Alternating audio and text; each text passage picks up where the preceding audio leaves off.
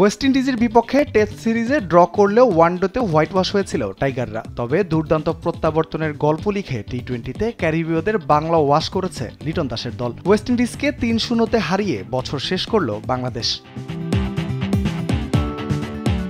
এই সাফল্যের পেছনের রহস্য জানিয়েছেন দলপতি লিটন দাস। টেস্ট ও ওয়ানডে সিরিজের ব্যর্থতা থেকে শিক্ষা নিয়ে দুর্দান্ত জয় এসেছে বলে ম্যাচ শেষে পুরস্কার বিতরণী মঞ্চে মন্তব্য করেছেন টাইগার অধিনায়ক। টেস্ট ক্রিকেটও খুব ভালো ক্রিকেট খেলেছে এখানে, তারপর ওয়ানডে ফরম্যাটও আনফর্চুনেটলি আমরা জিততে পারিনি, বাট আপনি যদি দেখেন আমরা ওয়ানডে ক্রিকেটটা খারাপ খেলিনি।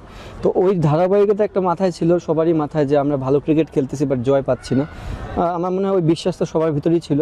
সংক্ষিপ্ত ফরম্যাটে অধিনায়কত্ব উপভোগ করছেন বলে জানিয়েছেন লিটন। বিসিবি থেকে স্থায়ীভাবে অধিনায়কের দায়িত্ব দিলে তিনি রাজি আছেন এবং কিভাবে সামনে এগোবেন সেটাও তুলে ধরেন টাইগার দলপতি।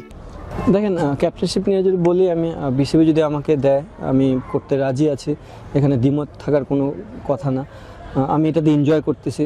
হ্যাঁ, যে জিনিসটা বললেন যে বলাররা যদি আপনাকে খুব ভালো বল করে দেয় বিহাইন্ড দ্য উইকেটে, আমার জন্য কাজটা অনেক ইজি। আর যেটা আমি বললাম যে আমার বলাররা এখন নিজে থেকে জানে তার ফিল্ড সেট আপ কী করতে হবে, সো আমার জন্য কাজটা অনেক ইজি। হ্যাঁ, বাট মাঠে আমি হয়তো অনেক ডিসিশন নিই, যে জিনিসটা আমি এতদিন ক্রিকেট খেলে আমার অভিজ্ঞতা থেকে আমি যে ডিসিশনগুলো নিই এবং বলাররা যেভাবে তাদের স্কিল শো করতেছে, মাঠ চালানোটা আমার জন্য অনেক ইজি। হাথুরু সিংহের বিদায়ের পর অক্টোবরে বাংলাদেশের কোচ হিসেবে যোগ দেন ফিল সিমন্স। এরপর ঘরের মাঠে প্রোটিয়াদের বিপক্ষে এবং দুবাইতে আফগানিস্তানের কাছে হেরে ওয়েস্ট ইন্ডিজ গিয়েছিল টাইগাররা। তবে এই সিরিজে কোচের পক্ষ থেকে স্বাধীনভাবে খেলার বার্তাই ছিল বলে জানান লিটন দাস। উনি কখনো প্লেয়ারদের উপর চাপায় দেন না।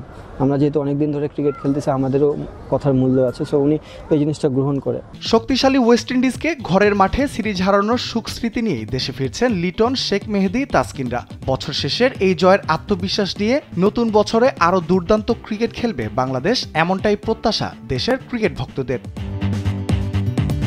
রাফিউল ইসলাম রাতুল, স্পোর্টস ডেস্ক, দেশ টিভি।